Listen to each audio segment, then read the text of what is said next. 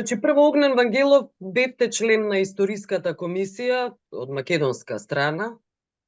Повеќе не сте, но работите интензивно, заради тоа што сте и политиколог, и сте били и член на Историската комисија, интензивно работите на некакво решение, мислам на давање предлози и сугестии околу ставање крај на македонско-бугарскиот спор. И давате во последниот коментар, колумна за солуција, невладината солуција, имате прилично обемна анализа, но што е важно, со решенија за спорот со Бугарија. Моето прво прашање, и потоа ќе одиме околу вашите решенија, но е важно, ме интересира зошто нудите решенија кога гледате дека од македонска страна, македонската влада не е заинтересирана за никаков напредок. Зошто велам? Заради тоа што нема ниту еден чекор, ниту еден обид за некакви разговори, освен ако не се тајни.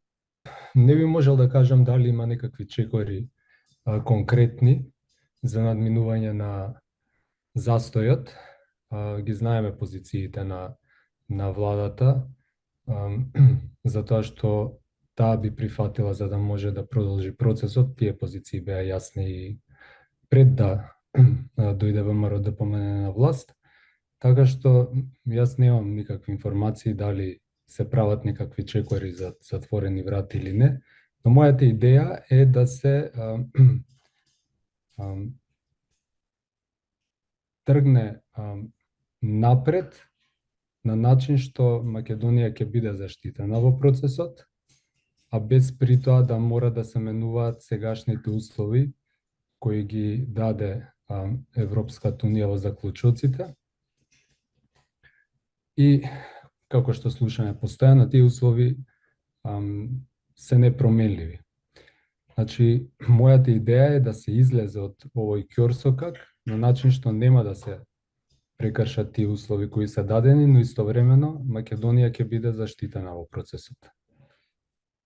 Вангелов, велите не гледаме чекори кога говориме за некакви тајни преговори со Бугарија, но од македонска страна не гледаме, иако мнозинството го поседува ВМРО ДПМН во парламентот, не гледаме иницијатива ниту од владата, ниту од парламентот за некакво придвижување, во смисол давање на некаков документ, официјално да се даде некаков документ до Европската комисија, со кое едно од овие решенија кои вие ги предлагате може да биде имплементирано, но предпоставам дека и тие може би имаат решенија, конечно велат дека бараат гаранции, не даваат никаков документ во кој пишува дека македонската влада инсистира на гаранции. Се тоа вербални некакви разговори, во смисол вербални понуди, предлози, сугестии.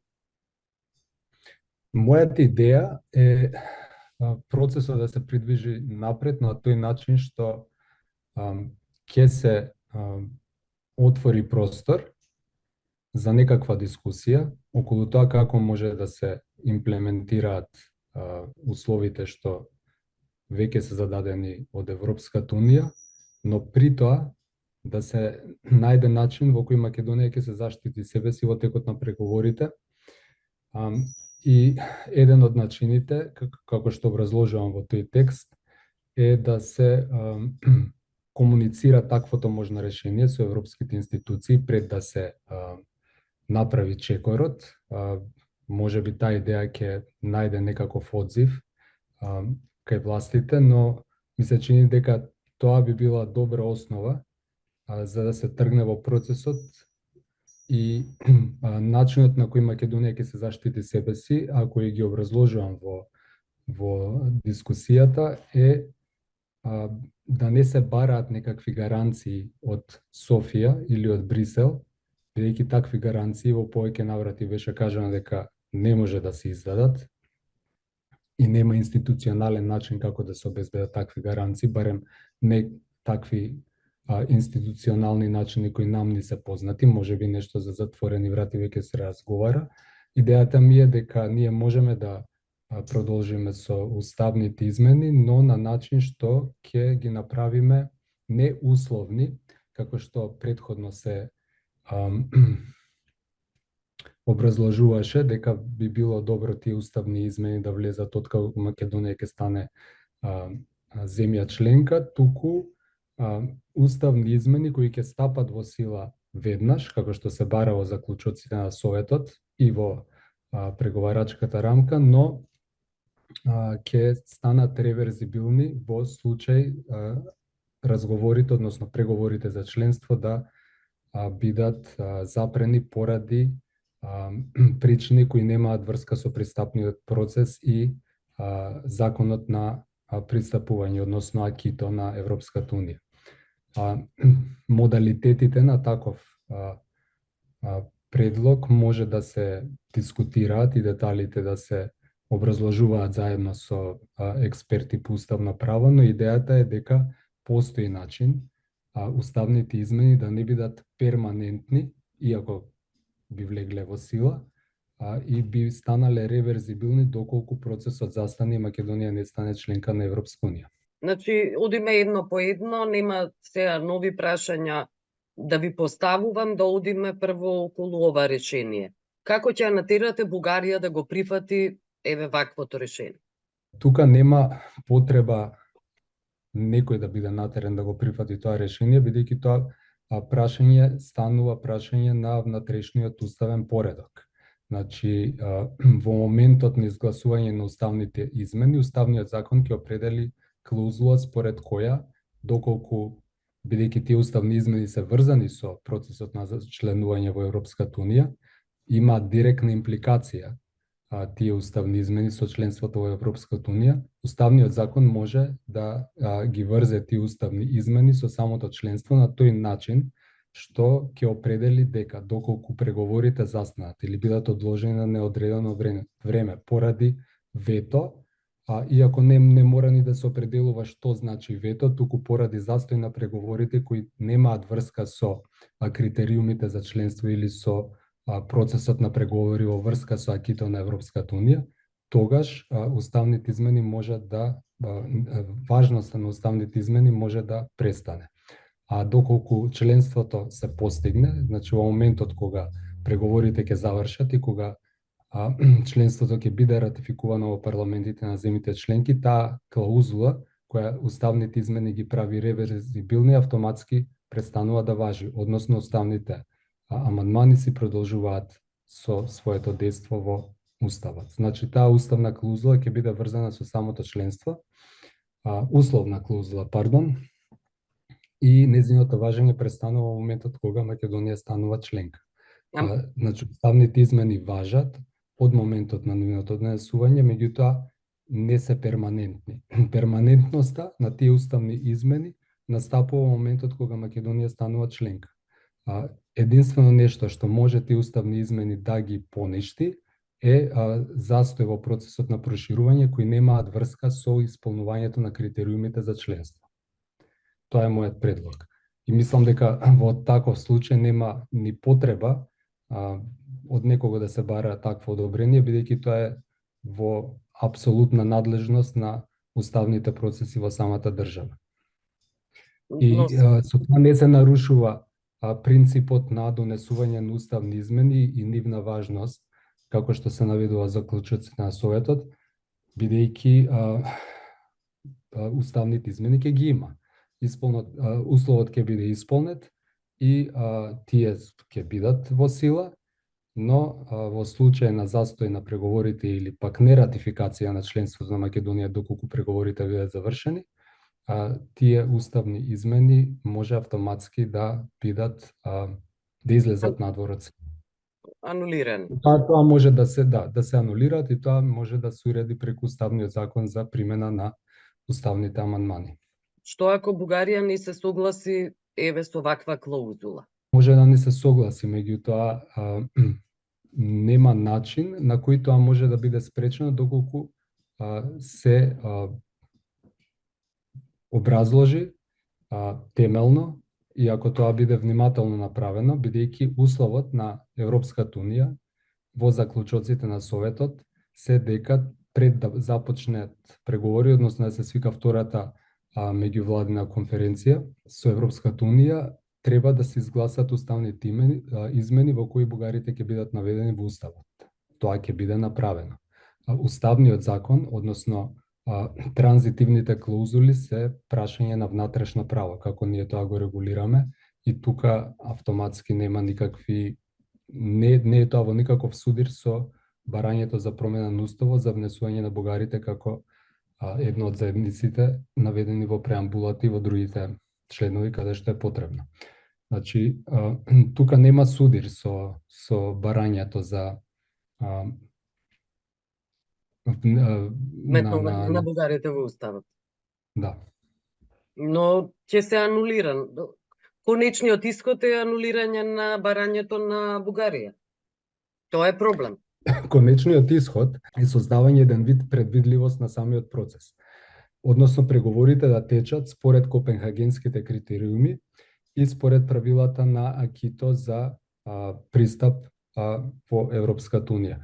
Доколку преговорите станат обременети со билатерални прашања и нови барања на Софија кои може да ги изложи во текот на процесот, бидејќи многу е битно да се запамети дека сегашната преговарачка рамка остава отворен простор за Бугарија да внесува билатерални прашања во текот на преговорите и за време на отворањето на кластери, за време на отворањето или затворањето поглавја, на секој чекор нареден во преговорите со Европската унија, Бугарија може да изрази незадоволство поради спроведување на протоколите или кои било делови од договорот за добрососедство за кои таа смета дека не се доволно спроведени, да станат дел од процесот и да процесот на преговори да заглави околу билатералните прашања наместо да тече според правилата на АКИТО.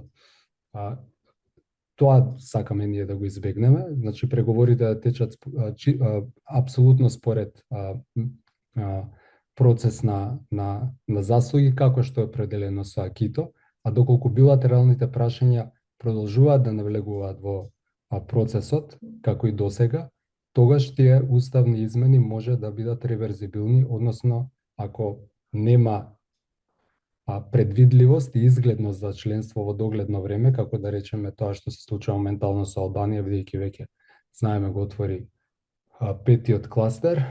Во тој случај причините за застојот, доколку не се поради застој во преговорите во случај на некакви проблеми со имплементација на условите од самото АКИ, но се поради билатерални прашања, и ако тој застој остане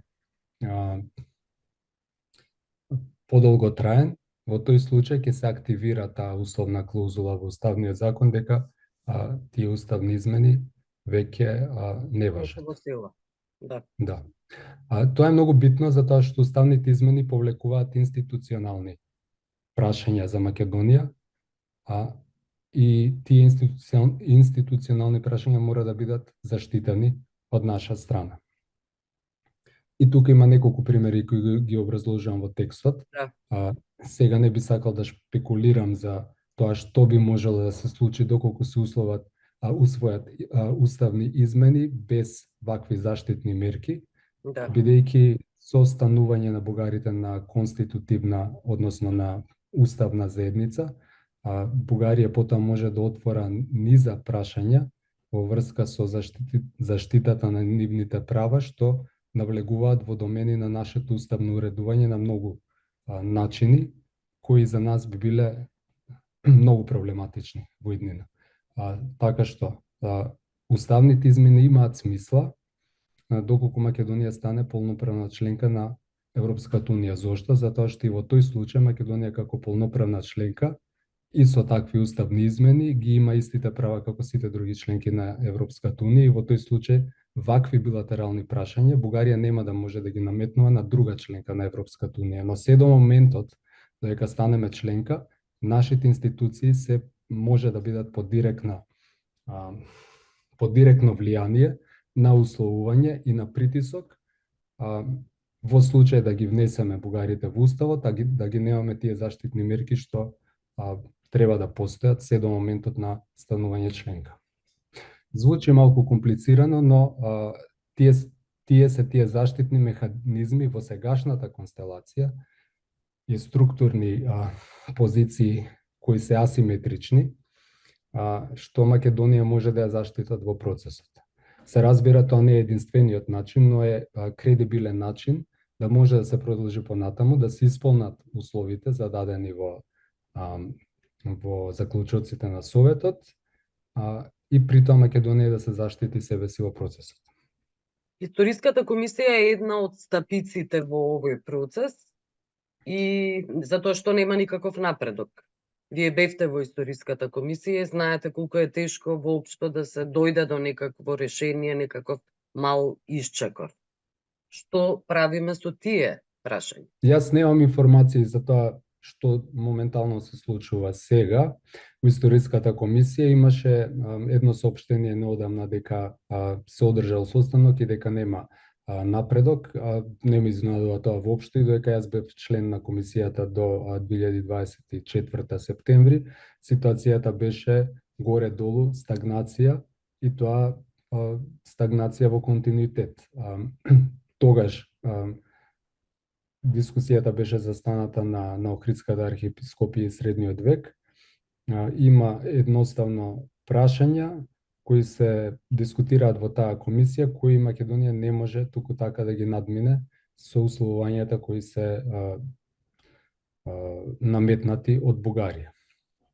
Така што не ме изненадува застојот и мислам дека ако продолжи да работи на истиот начин како што работеше, таа комисија нема да може да постигне каков било напредок, а тоа е затоа што двете страни различно сваќаат низината улога.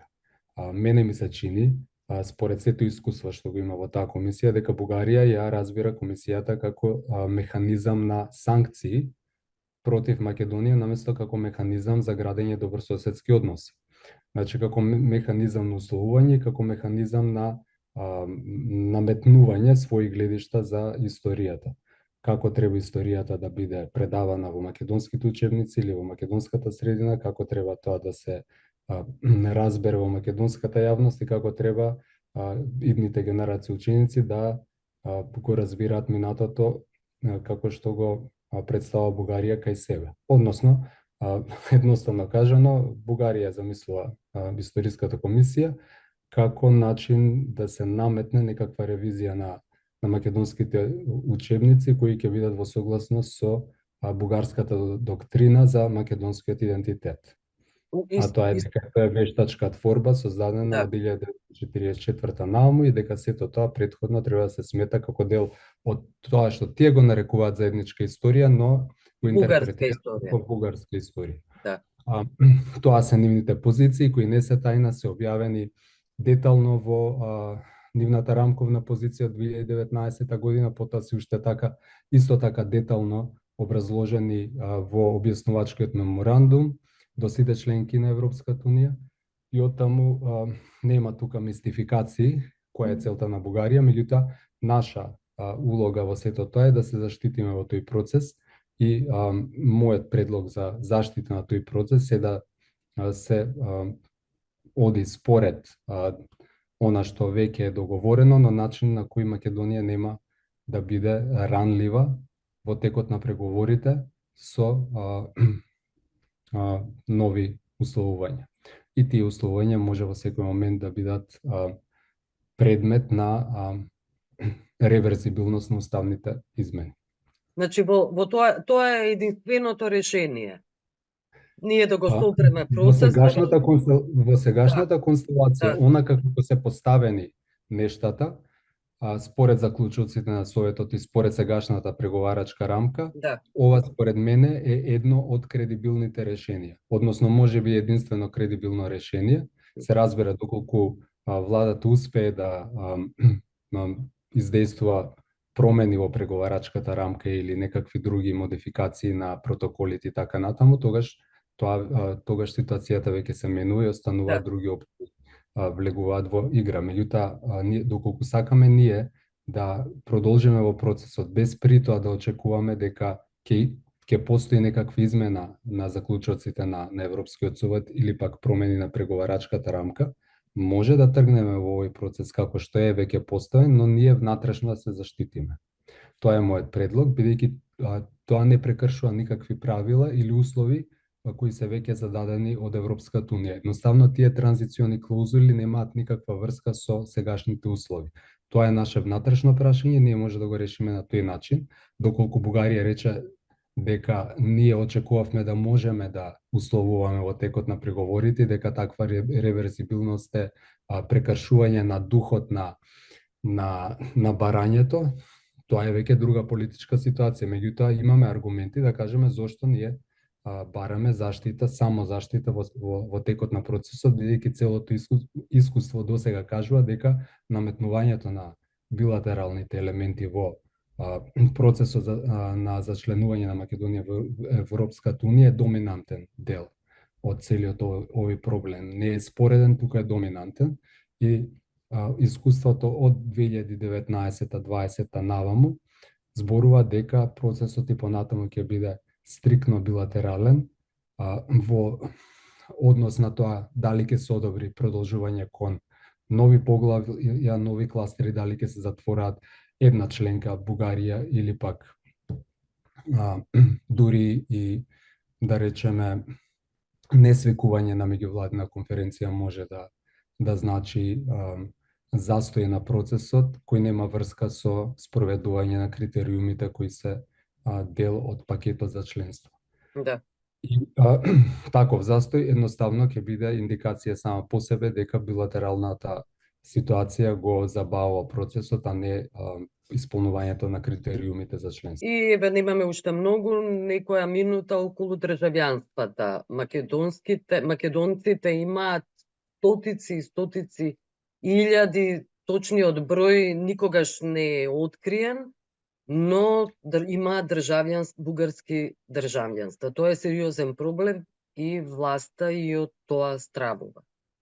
Дека Бугарија може да се повика токму на овие државјанства подоцна, откако ќе бидат нетнати бугарите во устав. Не можеме да шпекулираме за бројката, но се подпираме на официјалните податоци што ги дава самата Бугарија. Според податоците на Министерството за надворешни работи, нивната изјава од март 22 година е дека има над 100.000 државјанства на македонски граѓани кои се издадени поради нивното докажување на своето бугарско потекло, кој е еден од условите за добивање државјанства. Тоа е дел од режимот на државјанствата за бугарска диаспора. Така што, да, мислам, тоа прашање е сосема реално да се антиципира во контекст на преговорите за членство.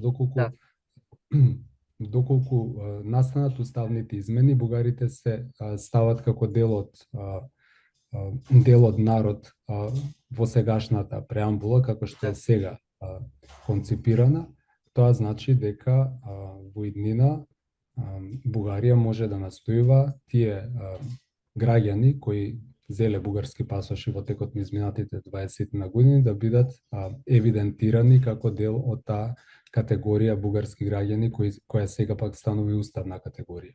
Се разбира, ние не ги знаеме механизмите и начините на кои тоа може да биде побарано, меѓутоа таков притисок секако дека може да постои и тоа може да го компликува процесот понатаму, бидејќи тука не се работи за само идентификација, туку се работи за еден дел од режимот на бугарско издавање државјанства за својата диаспора, односно што таа смета дека е нејзина диаспора. Слично се случи во Албанија.